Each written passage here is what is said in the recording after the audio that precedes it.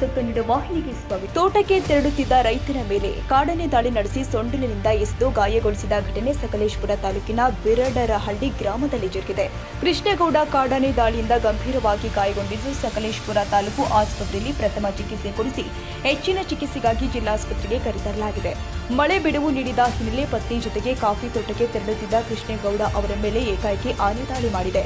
ಗಾಯಾಳುಗೊಂಡ tractor ಮೂಲಕ 1 kilometre ಕರೆತಂದ ಪತ್ನಿ ನಂತರ ಜೀಪ್ ಮೂಲಕ ಪಟ್ಟಣದ ಕ್ರಾಫರ್ಡ್ ಆಸ್ಪತ್ರೆಗೆ ದಾಖಲಿಸಿದ್ದು ಹೆಚ್ಚಿನ ಚಿಕಿತ್ಸೆಗಾಗಿ ಹಾಸನದ ಜಿಲ್ಲಾ ಆಸ್ಪತ್ರೆಗೆ ಕರೆತರಲಾಗಿದೆ. ತಾಜಾ ಸುದ್ದಿಗಾಗಿ ಎಂಟಿವಿ ನ್ಯೂಸ್ 24x7ಗೆ ಸಬ್ಸ್ಕ್ರೈಬ್ ಮಾಡಿ ಮತ್ತು ಬೆಲ್ ಐಕಾನ್ ಅನ್ನು ಒತ್ತಿ. ತಪ್ಪದೇ ಲಿಂಕ್ ಶೇರ್ ಮಾಡಿ.